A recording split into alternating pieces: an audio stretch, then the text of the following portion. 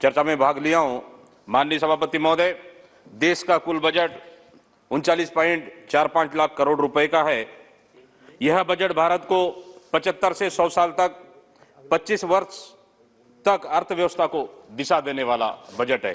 माननीय सभापति महोदय, ये मोदी सरकार की देश की आम जनता को सपना दिखाने वाला बजट है, क्योंकि इस बजट में स्पष्ट लिखा हुआ है कि सार्वजनिक उपक्रम एयर इंडिया, नीलांचल इस्पात संयंत्र, LIC को बेचने का काम कर रही है। माननीय सभापति महोदय, एक सेकंड। माननीय सदस्यों, आपकी अनुमति हो तो यदि सभा की सहमति से हम सभा की कार्रवाई को 2 वक्ताओं के बोलने के तक बढ़ाएं। माननीय सभापति महोदय, देश की विरासत, देश की संपत्ति, जहां इस सरकार ने प्रधानमंत्री बनने से पहले कि हम देश की सुरक्षा करेंगे, देश की हम संपत्ति को बेचने नहीं देंगे, लेकिन अपने निजी चहेते उद्योगपतियों को बेचने के लिए देश की हर संपत्ति को बेचने का काम कर रहे हैं। माननीय सभापति महोदय, इस बजट में माननीय प्रधानमंत्री जी, वित्त मंत्री जी, पूरी सरकार ने महंगाई कम करने का उल्लेख नहीं किया। लगातार गैस सिलेंडर आसमान की रेट छू रही है, पेट्रोल डीजल में लगातार वृद्धि हो रही है, गरीबों के जेब में डाका डालने का काम कर रही है सरकार। माननीय सभापति महोदय, रोजगार देने में इस सरकार असफल, प्रति वर्ष 2 करोड़ नौकरी देने का वादा करने वाली सरकार से आज मैं पूछता हूं, क्या 7 साल में आपने क्या 14 करोड़ लोगों को नौकरी दिया?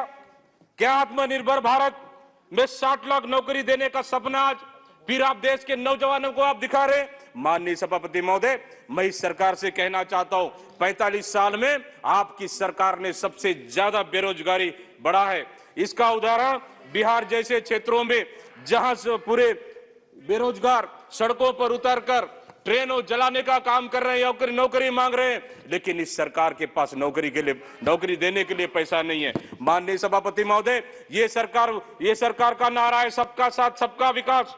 एक जुमला निकला, मैं धन्यवाद देता हूं हमारा नेता माननीय राहुल गांधी जी को, इस सरकार को आईना दिखाने का काम किया और 40% धन देश के चंद उद्योगपतियों के पास जमा होने का उन्होंने हवाला दिया, इससे कोई संदेह नहीं है। माननीय सभापति महोदय, 2 मिनट में मैं अपनी बात समाप्त कर रहा हूं। माननीय सभापति महोदय, आपकी सरकार में अमीर अमीर होते गए, गरीब गरीब होते गए, देश के अमीरों को और गरीबों को बांटने का काम किया। माननीय सभापति महोदय, किसानों का उल्लेख आपकी सरकार में, क्या किसान पिछले 1 साल के आंदोलन में देखा क्या हालत किया किसानों को, लेकिन किसानों को बर्बाद करने का क्या काम किया? किसानों को आतंकवादी, पाकिस्तानी, खालिस्तानी, आपको किसानों को पूरा बदनाम करने का काम किया। धन्यवाद देता हूं मैं राहुल गांधी, हमारे नेता राहुल गांधी जी को। इसी लोकसभा में उन्होंने कहा था कि ये 3 कृषि कानून वापस आपको लेना पड़ेगा, और आपको लेना पड़ा। माननीय सभापति महोदय, सब सड़कों के लिए 25,000 किलोमीटर आपने रखा,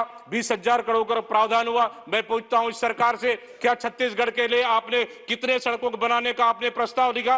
क्या हमारे बस्तर में हम लगातार मांग कर रहे हैं जगदलपुर से रायपुर तक का 4 लेन के लिए, आपने क्या उस सड़क को प्रस्ताव रखा? माननीय सभापति महोदय, PM आवास बनना चाहिए। मैं नहीं कहता हूं नहीं बनना चाहिए, हर सरकार का सपना होता है कि गरीबों के लिए आवास बनना चाहिए, लेकिन सभापति महोदय, मेरा कहना है, क्या इससे पहले इंदिरा आवास योजना नहीं बनी? क्या ये सरकार पहली बार प्रधानमंत्री आवास बनाकर क्या गरीबों को आवास दे रही है? माननीय सभापति महोदय, इससे पहले भी इंदिरा आवास योजना बना और गरीबों को देने का काम किया। माननीय सभापति महोदय, टैक्स आपकी सरकार में कम नहीं हुआ, गरीबों पर टैक्स, छोटे छोटे फुटकर व्यापारियों पर टैक्स लगा, GST का कलेक्शन हुआ, लेकिन हमारे छत्तीसगढ़ सरकार को और जहां जहां बीजेपी के गैर बीजेपी सरकार को आप लोग GST का पैसा देने का काम नहीं किया। निश्चित रूप से आप बदले के भावना से काम कर रहे हैं। माननीय सभापति महोदय, बस्तर में सड़क चाहिए, बस्तर में रेल के विस्तार चाहिए, बस्तर में हवाई कनेक्टिविटी चाहिए, इसके लिए लगातार बस्तर की जनता और मैं इस हाउस में लगातार मांग कर रहा हूं, क्या ये सरकार वो मांग पूरा करेगी? माननीय अध्यक्ष महोदय, निश्चित रूप से ये बजट दिशाहीन बजट है, ये बजट देश को बर्बाद करने वाली बजट है, ये बजट कहीं न कहीं मोदी सरकार की फेलवर बजट है। इसलिए मैं कहना चाहता हूं माननीय अध्यक्ष महोदय, ये बजट जनता के देश में, ये बजट जनता व देश हित में नहीं है। इस बजट के लिए निश्चित रूप से मैं मोदी सरकार के फेलवर बजट मानता हूं और इस बजट का मैं विरोध करता हूं। माननीय सभापति अध्यक्ष महोदय, आपने मुझे बोलने का अवसर दिया, निश्चित रूप से बहुत बहुत धन्यवाद दे रहा हूं।